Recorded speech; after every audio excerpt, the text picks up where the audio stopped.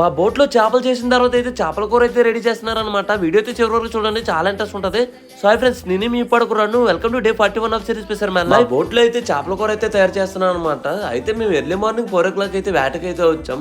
Time వచ్చి 1 గంట అలా అవుతుంది.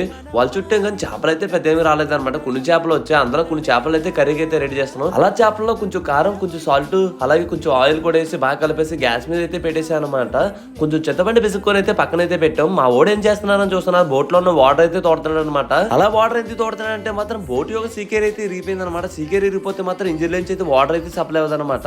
మా ఓడైతే బోట్ యొక్క సీకేర్ అయితే బిగిస్తున్నాడు. నేనైతే కూర అయితే రెడీ చేస్తున్నాను అనమాట. కూర అయితే రెడీ అయిపోయింది అనమాట.